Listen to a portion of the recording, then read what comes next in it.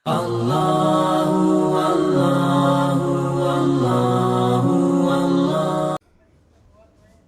لله رب العالمين والصلاة والسلام على قائد الغر المحجلين نبينا محمد وعلى آله وصحبه اجمعین وبعد۔ محترم بھائیوں اور دینی بہنوں، السلام علیکم ورحمۃ اللہ وبرکاتہ۔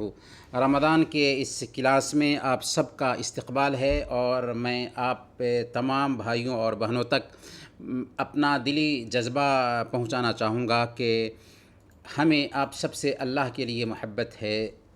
رمضان کے اس دن میں جو الگ الگ کاموں میں لوگ مشغول ہوتے ہیں، لیکن آپ اپنا ٹائم افطار کے بعد کا قیمتی ٹائم نکالتے ہیں، آن لائن ہوتے ہیں تاکہ دین سیکھ سکیں، دین کی باتیں سمجھ سکیں۔ یہ بہت بڑا کام ہے اور بہت بڑی قربانی ہے۔ اللہ تعالیٰ اس قربانی کو قبول فرمائیں اور ہم سب کو دین سے لگے رہنے کی توفیق دے، آمین یا رب العالمین۔ تو چلتے ہیں آج ہم سب سے پہلے قرآن کریم کی ایک سورہ کی طرف۔ تو آج کی سورہ ہے سورہ البلد۔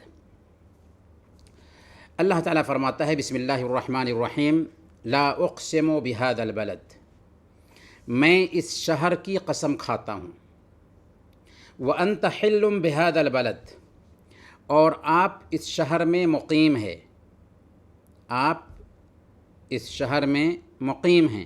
کون سا شہر؟ یعنی مکہ شہر۔ ووالد وما ولد، اور قسم ہے انسانی باپ اور اولاد کی۔ لقد خلقنا الانسان فی کبد، یقیناً ہم نے انسان کو بڑی مشقت، بڑی پریشانی میں پیدا کیا ہے۔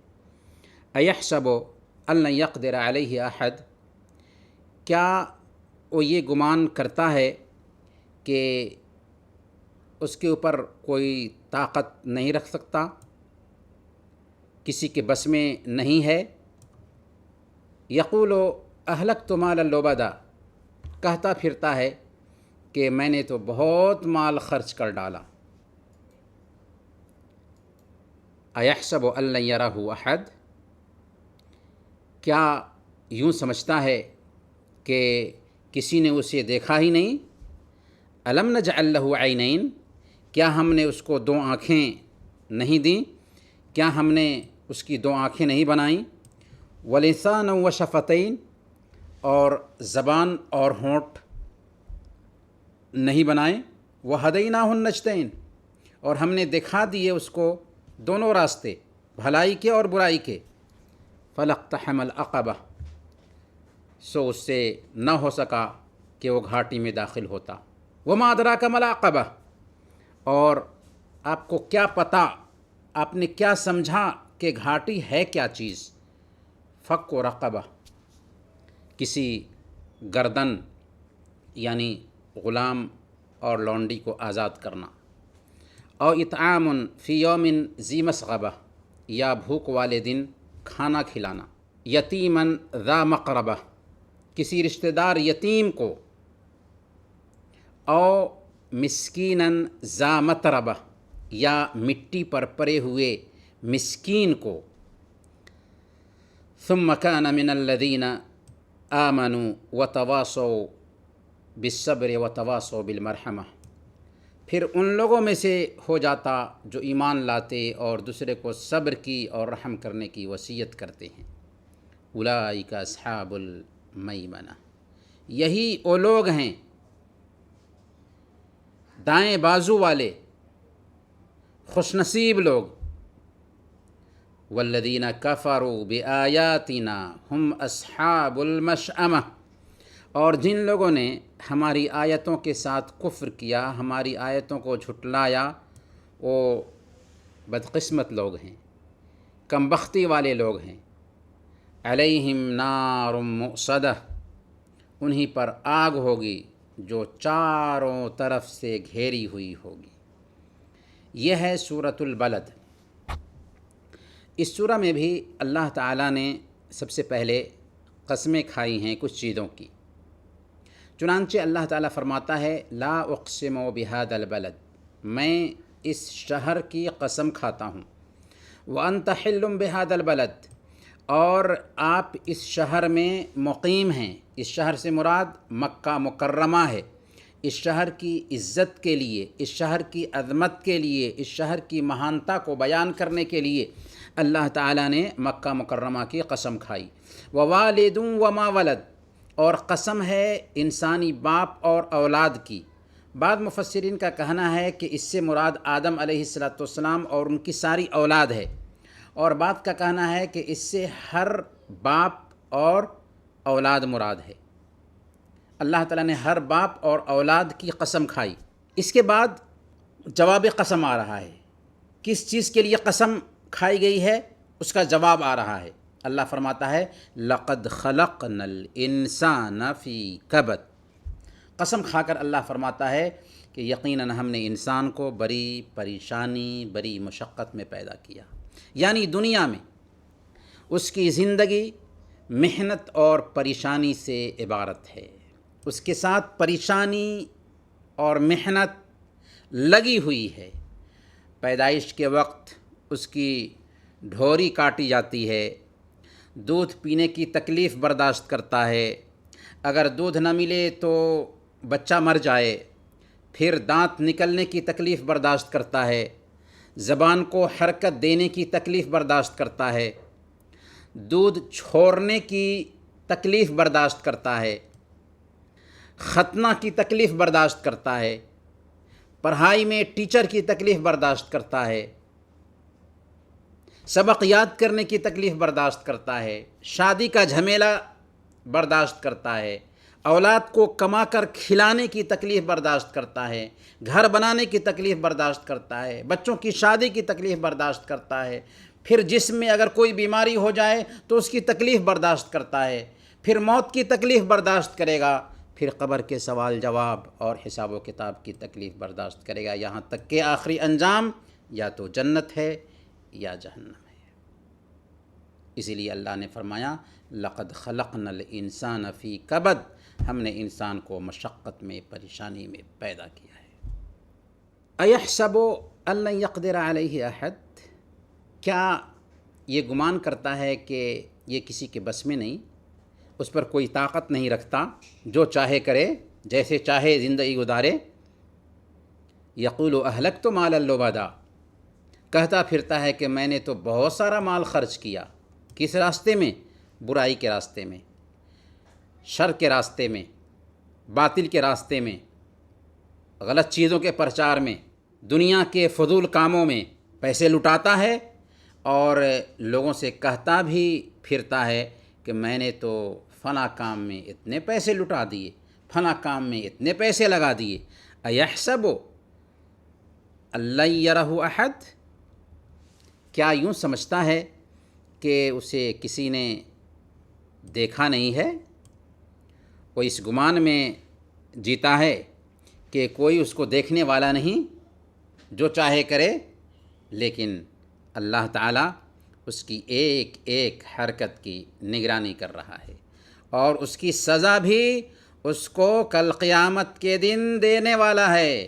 آگے اللہ تعالیٰ نے انسانوں پر کیے گئے چند انعامات کا ذکر کیا، کچھ انعامات کو گنایا۔ الم نجعل لہ عینین، کیا ہم نے اس کی دو آنکھیں نہیں بنائیں جن سے وہ دیکھتا ہے؟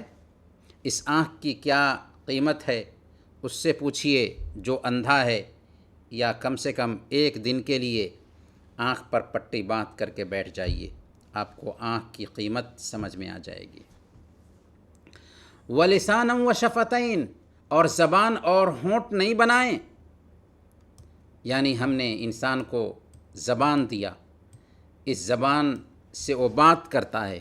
اگر زبان نہ ہوتی، اور زبان بھی سافٹ بنایا، اگر یہ زبان سافٹ نہ ہوتی تو اس زبان کا کوئی فائدہ نہیں ہو سکتا تھا، بات نہیں کر سکتے تھے۔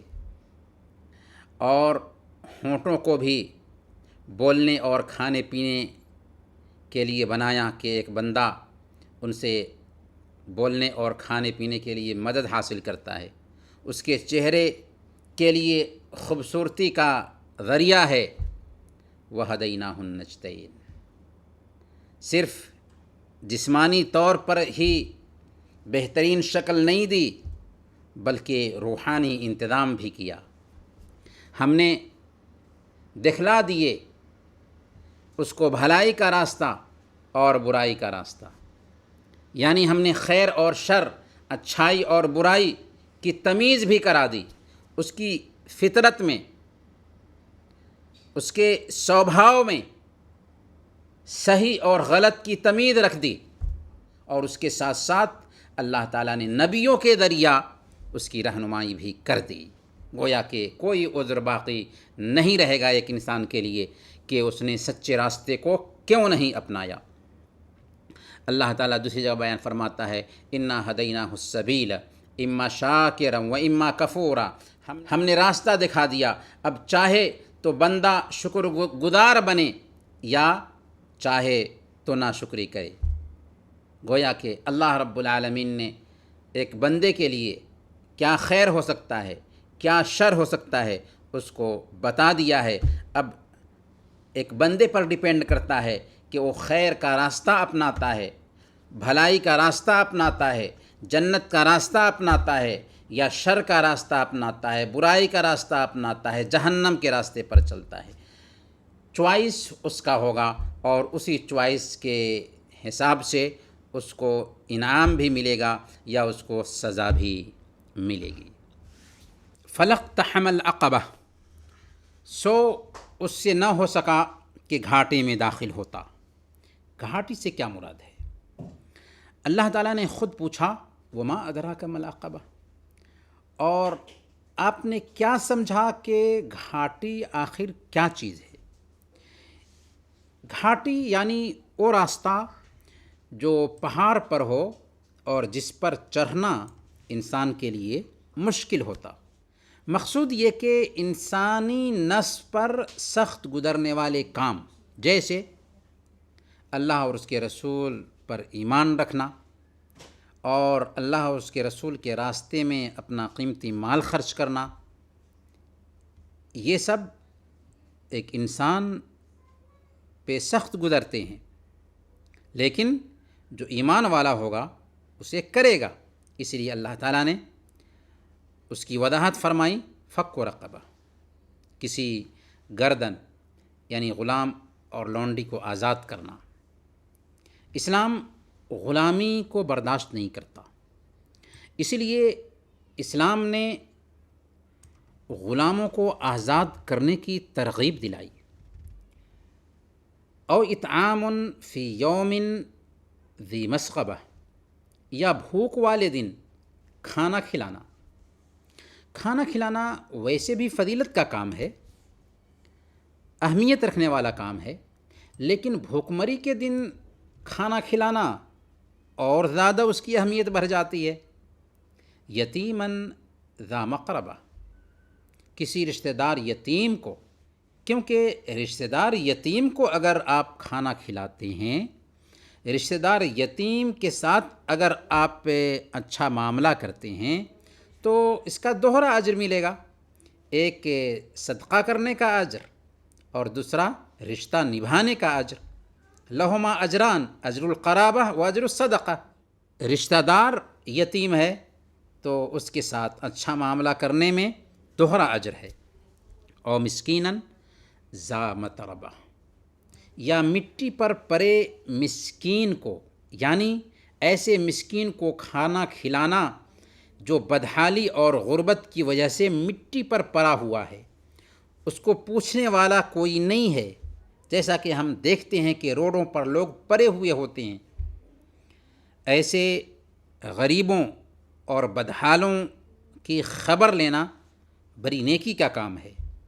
ثم كان من الذين آمنوا وتواصوا بالصبر وتواصوا بالمرحمہ.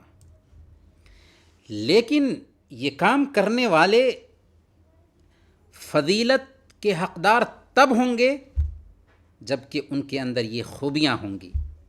پھر ان لوگوں میں سے ہو جاتا جو ایمان لاتے ہیں اور ایک دوسرے کو صبر کی اور رحم کی وصیت کرتے ہیں. یعنی غلام آزاد کرتے وقت، کھانا کھلاتے وقت ان کی صفت یہ ہونی چاہیے کہ وہ ایمان والوں میں سے ہوں، کیونکہ اعمال کی قبولیت کے لیے شرط اللہ اور اس کے رسول پر ایمان ہے، اور ایک دوسرے کو اطاعت کی انجام دہی اور برائیوں سے بچنے پر صبر کی وصیت کرنے والے بھی ہوں اور رحم کی وصیت کرنے والے بھی ہوں، کیونکہ جو دنیا والوں پر رحم کرتا ہے اللہ تعالیٰ اس پر رحم فرماتا ہے۔ گویا کہ یہ صفتیں کھانا کھلانے والوں میں ہوں گی، غلام آزاد کرنے والوں میں ہوں گی، تبھی ان کا مقام اور مرتبہ اللہ رب العالمین کی نظر میں بلند ہوگا۔ اولئک اصحاب المیمنہ، یہی وہ لوگ ہیں جو دائیں بازو والے ہیں۔ کون لوگ؟ جن کے پاس ایمان ہے اور وہ ویلفیئر کا کام کرتے ہیں، ایمان ہے اور خیر کا کام کرتے ہیں، ایسے ہی لوگوں کو ان کا نام اعمال ان کے دائیں ہاتھ میں دیا جائے گا۔ والذین کفروا بآیاتنا ہم اصحاب المشأمہ، اور جن لوگوں نے ہماری آیتوں کے ساتھ کفر کیا یہ کم بختی والے ہیں، یعنی جنہوں نے قرآن کو جھٹلایا، شریعت کی تابعداری نہیں کی، ان کا نام اعمال ان کے بائیں ہاتھ میں دیا جائے گا، اور وہ بدقسمت ہوں گے کیونکہ جہنم میں جانے والے ہیں۔ علیہم نار موصدہ، انہی پر آگ ہوگی جو چاروں طرف سے گھیری ہوئی ہوگی، یعنی جہنم کے دروازوں کو چاروں طرف سے ان پر بند کر دیا جائے گا، کہیں بھی سوراخ نہیں ہوگا، کہیں بھی کھڑکی نہیں ہوگی کہ جس سے جہنم کی ہوا نکل سکے، نہایت سخت عذاب ہوگا۔ اللہ تعالی ہم سب کو اپنے پناہ میں رکھے۔ آگے چلتے ہیں آج کی حدیث کی طرف۔ آج کی حدیث صحیح بخاری اور صحیح مسلم کی روایت ہے۔ حضرت ابو ہریرہ رضی اللہ تعالی عنہ بیان کرتے ہیں کہ اللہ کے رسول صلی اللہ علیہ وسلم نے ارشاد فرمایا، حفت الجنت بالمکارہ وحفت النار بالشہوات، حفت الجنت بالمکارہ وحفت النار بالشہوات، جنت کو ان چیزوں سے ڈھانپ دیا گیا ہے، گھیر دیا گیا ہے جو طبیعت کو ناپسند ہوتی ہیں، اور جہنم کو شہوات سے ڈھانپ دیا گیا ہے، گھیر دیا گیا ہے۔ یعنی جہنم کو شہوات سے ڈھانپ دیا گیا ہے، شہوتوں سے گھیر دیا گیا ہے، شہوات کا ارتکاب کر کے ہی ایک انسان جہنم تک پہنچ سکتا ہے، کیونکہ اسی کے ذریعہ جہنم کو ڈھانپ دیا گیا ہے، جبکہ جنت کو طبیعت پر شاق گزرنے والے کاموں، سخت گزرنے والے کاموں سے ڈھانپ دیا گیا ہے۔ جیسے عبادات کی ادائیگی ایک بندے کے لیے پریشانی کا سبب بنتی ہے، بندہ اس پر صبر کرتا ہے، اس کی پابندی میں لگا رہتا ہے۔ اللہ رب العالمین نے جن کاموں سے روک دیا ہے ان سے رکنا ایک بندے کے لیے مشکل ہے، اس میں اس کو پریشانی ہوتی ہے، لیکن ان کاموں سے اپنے آپ کو روک لیتا ہے۔ تو طبیعت پر سخت گزرنے والے کام اگر ایک بندہ کرتا ہے تو چونکہ اس کی انجام دہی اس کے لیے مشکل ہوتی ہے، لہذا اس کے لیے جنت کا راستہ آسان ہوتا ہے۔ اس سے پتہ یہ چلا کہ بندے کو ناجائز شہوت سے بچنا چاہیے، کیونکہ یہ جہنم کا راستہ ہے، اور طبیعت پر سخت گزرنے والے جو کام ہیں، نیکی کے کام یا برائی سے بچنا، ان کی طرف ایک بندے کو دھیان دینا چاہیے، کیونکہ یہ جنت کا راستہ ہے۔ گویا کہ جہنم کو شہوات سے گھیر دیا گیا ہے اور جنت کو طبیعت پر سخت گزرنے والے کاموں سے گھیر دیا گیا ہے۔ شہوات کیا ہیں؟ شہوات وہ ہیں جن کی طرف ایک انسان کے من کا میلان ہوتا ہے، ایک انسان کی طبیعت مائل ہوتی ہے. جیسے زنا، یہ شرمگاہ کی شہوت ہے. انسان زنا کی طرف مائل ہوتا ہے. جب انسان اس پردے کو ہٹاتا ہے تو جہنم میں جانے کا وہ سبب بن جاتا ہے. اسی طریقے سے شراب پینا ہے. شراب پینے کی طرف نفس کا میلان ہوتا ہے، لیکن جب ایک بندہ اس سے پردے کو ہٹاتا ہے تو جہنم میں جانے کا سبب بن جاتا ہے. اسی طریقے سے مال کی محبت ہے، مال کا لالچ ہے. جب ایک انسان مال کے لالچ میں چوری کرتا ہے تو گویا کہ جہنم کو شہوت سے گھیر دیا گیا تھا، چوری کرنے کی وجہ سے اس پردے کو ہٹایا، اب جہنم میں جانے کا وہ سبب بن جا رہا ہے. اسی طریقے سے دھوکہ دے کر مال بیچنا ہے، قیمت بڑھا کر کے مال بیچنا ہے.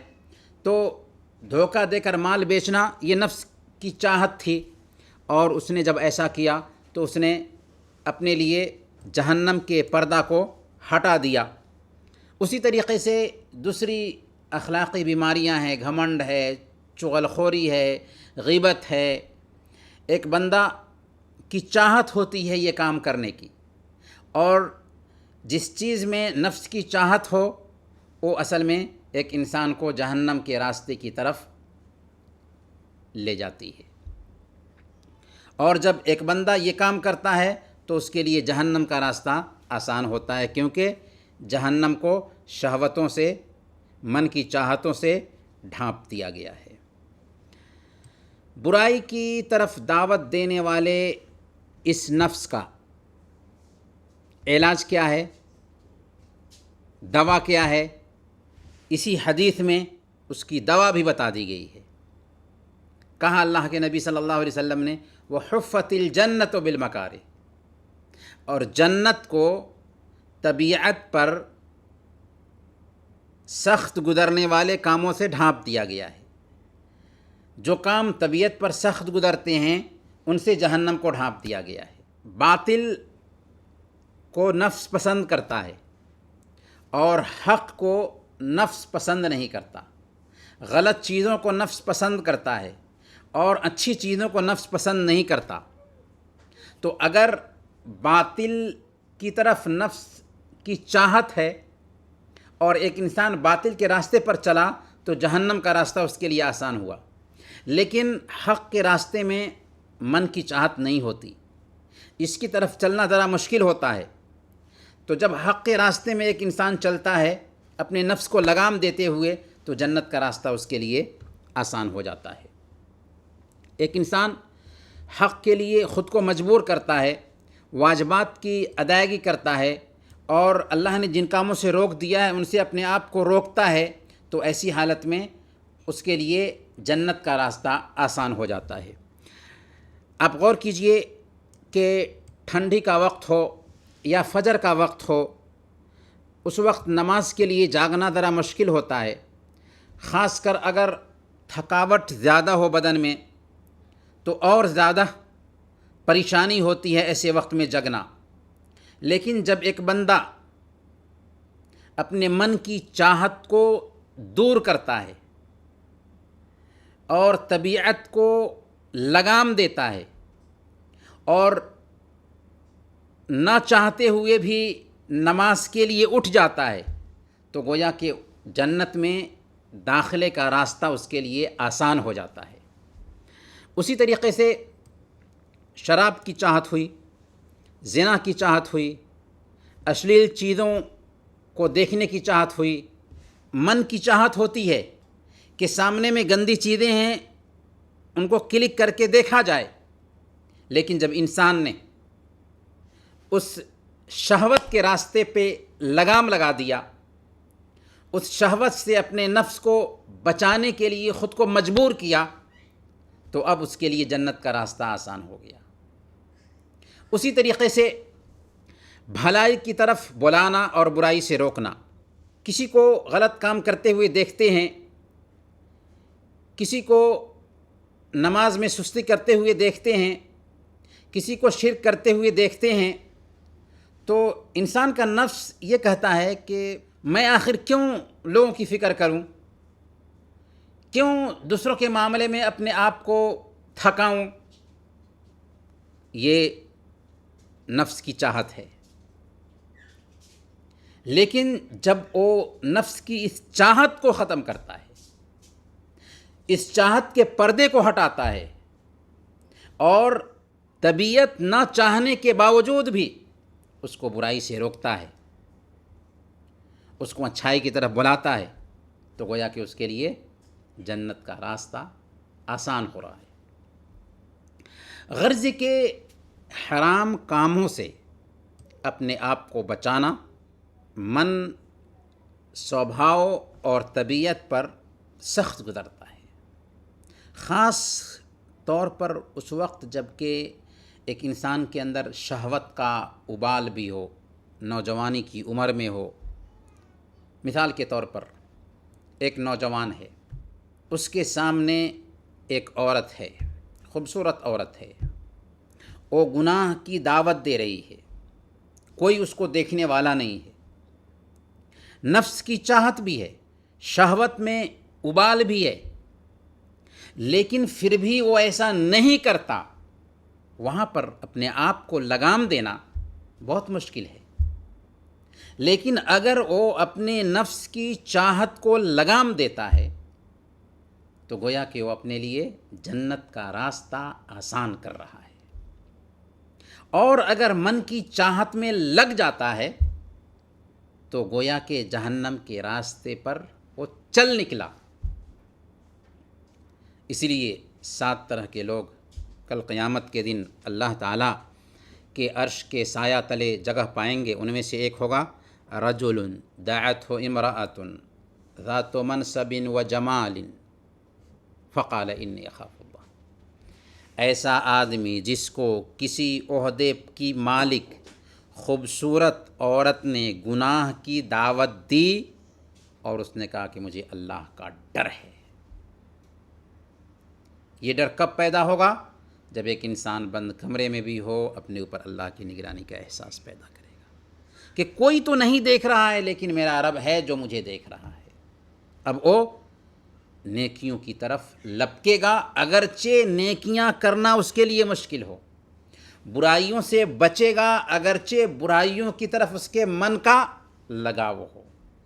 خلاصہ یہ سمجھیں کہ جہنم کو شہوت سے ڈھانپ دیا گیا ہے اور جنت کو طبیعت پر سخت گزرنے والے کاموں سے ڈھانپ دیا گیا ہے.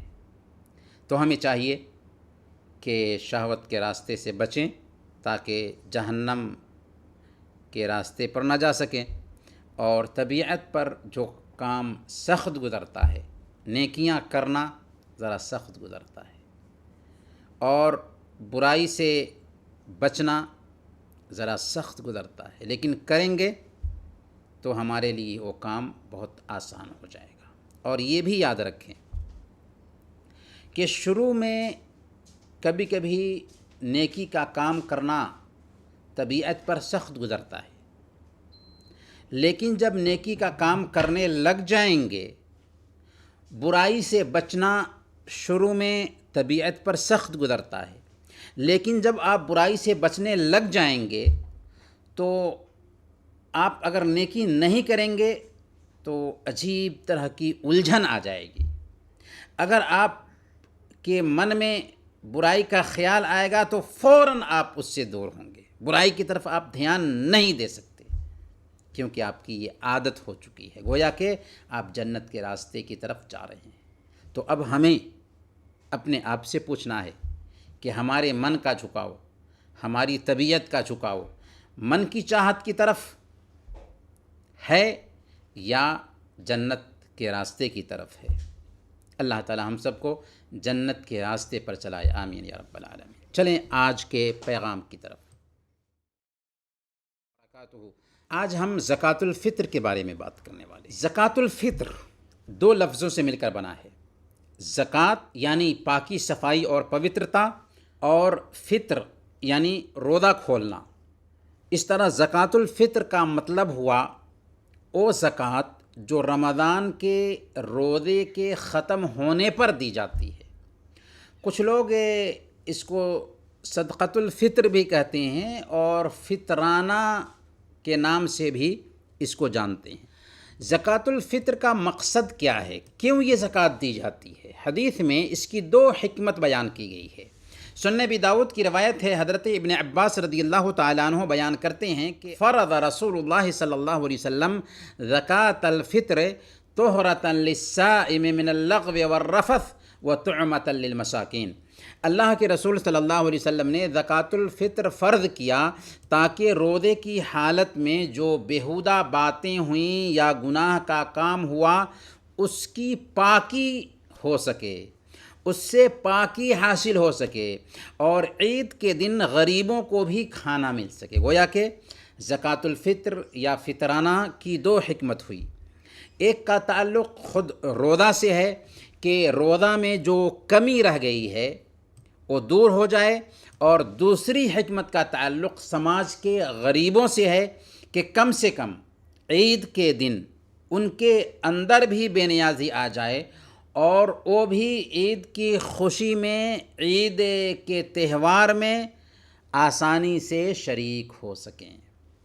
زکوٰۃ الفطر کا حکم کیا ہے؟ زکوٰۃ الفطر ہر مسلمان پر فرض ہے۔ صحیح بخاری اور صحیح مسلم کی روایت ہے، حضرت عبداللہ بن عمر رضی اللہ تعالیٰ عنہما بیان فرماتے ہیں کہ فرض رسول اللہ صلی اللہ علیہ وسلم زکوٰۃ الفطر صاعا من تمر او صاعا من شعیر علی العبد والحر والذکر والانثى والصغیر والکبیر من المسلمین، کہ اللہ کے نبی صلی اللہ علیہ وسلم نے فرض قرار دیا زکوٰۃ الفطر ایک سا کھجور میں سے یا ایک سا جو میں سے مسلمانوں کے غلام اور آزاد مرد اور عورت اور چھوٹے اور بڑے پر۔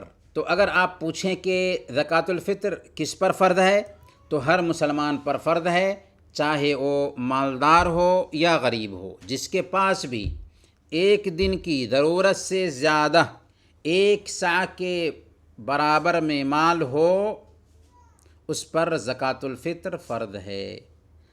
زکوٰۃ الفطر کون نکالے گا؟ گھر کا ذمہ دار نکالے گا، گھر کا سربراہ نکالے گا اپنی طرف سے، اور ہر اس آدمی کی طرف سے جس کا خرچ اس پر فرض ہے اور جو اس کے انڈر میں ہوں۔ یہاں تک کہ زکوٰۃ ایسے بچے کی طرف سے بھی نکالنا ضروری ہوگا جو رمضان کے آخری دن سورج ڈوبنے سے پہلے پیدا ہوا ہو۔ البتہ جو بچے سورج ڈوبنے کے بعد پیدا ہوئے اس کی طرف سے نکالنا ضروری نہیں ہے، البتہ بہتر ہے کہ ایسے بچوں کی طرف سے بھی نکالا جائے۔ رہے وہ بچے جو ماں کے پیٹ میں ہیں، ان کی طرف سے کیا زکوٰۃ الفطر ادا کی جائے گی یا نہیں؟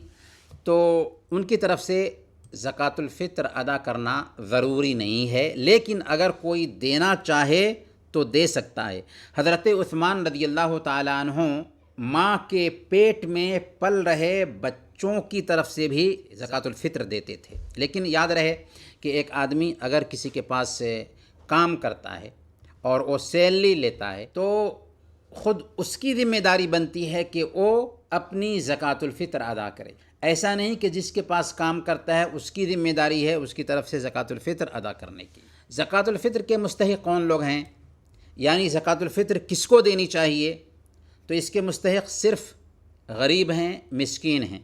غریبوں اور مسکینوں کو دینا چاہیے، کیونکہ حدیث میں کہا گیا طعمۃ للمساکین، مسکینوں کی خوراک۔ ہاں، اگر مسکینوں سے بچ جائے تو زکوٰۃ کے دوسرے جو مصارف ہیں ان میں خرچ کیا جا سکتا ہے۔ زکوٰۃ الفطر کس جنس سے دی جائے گی، یعنی وہ کون سی چیزیں ہیں جو زکوٰۃ الفطر میں دینا جائز ہے؟ تو زکوٰۃ الفطر اس اناج سے دینا چاہیے جو عام طور پر لوگوں کی خوراک ہو، جیسے گیہوں ہے، چاول ہے، جو ہے، یا اناج جیسی چیز جیسے کھجور وغیرہ۔ اب سوال یہ ہے کہ کیا زکوٰۃ الفطر میں پیسے نکالے جا سکتے ہیں؟ تو چونکہ زکوٰۃ الفطر کو یا صدقۃ الفطر کو مسکینوں کی خوراک کہا گیا ہے، طعمۃ للمساکین کہا گیا، اس لیے اناج سے ہی زکوٰۃ الفطر نکالنا چاہیے، اس کی قیمت دینے سے بچنا چاہیے۔ اسی طرح کپڑا، برتن اور عام سامان وغیرہ دینے سے بھی زکوٰۃ الفطر کی ادائیگی نہ ہوگی۔ امام ابن قدامہ رحمۃ اللہ علیہ نے المغنی میں لکھا ہے کہ امام احمد بن حنبل رحمۃ اللہ علیہ زکوٰۃ الفطر میں پیسہ دینے کے بارے میں جب ان سے پوچھا گیا تو آپ نے فرمایا کہ مجھے ڈر ہے کہ سنت رسول کے خلاف ہونے کی وجہ سے وہ زکوٰۃ الفطر مقبول نہ ہوگی۔ ان سے کہا گیا کہ حضرت عمر بن عبد العزیز رحمۃ اللہ علیہ تو پیسے میں نقدی زکوٰۃ الفطر قبول فرما لیتے تھے، تو امام احمد بن حنبل رحمۃ اللہ علیہ نے فرمایا کہ تعجب ہے کہ لوگ اللہ کے رسول صلی اللہ علیہ وسلم کا فرمان چھوڑ کر فلاں اور فلاں کا حوالہ دیتے ہیں۔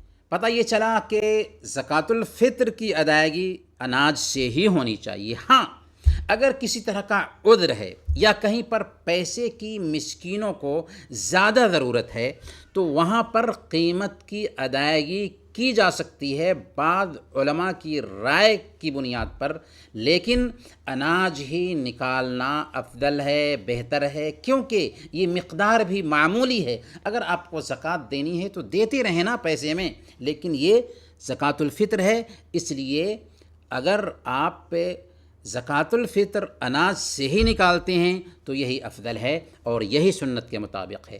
اب آئیے یہ جانتے ہیں کہ زکوٰۃ الفطر کی مقدار کیا ہے۔ تو اس سلسلے میں صحیح بخاری اور مسلم کی حدیث ابھی گزری ہے، اللہ کے نبی صلی اللہ علیہ وسلم نے کہا کہ 1 صاع۔ اس حدیث سے پتہ یہ چلا کہ صدقۃ الفطر یا زکوٰۃ الفطر کی مقدار 1 صاع ہے۔ 1 صاع غلہ کی مقدار تقریباً 2.5 کلو کے برابر بنتی ہے۔ تو اگر 2.5 کلو اناج نکال دیتے ہیں تو زکوٰۃ الفطر کی ادائیگی ہو جائے گی۔ اب سوال یہ ہے کہ زکوٰۃ الفطر کب ادا کی جائے؟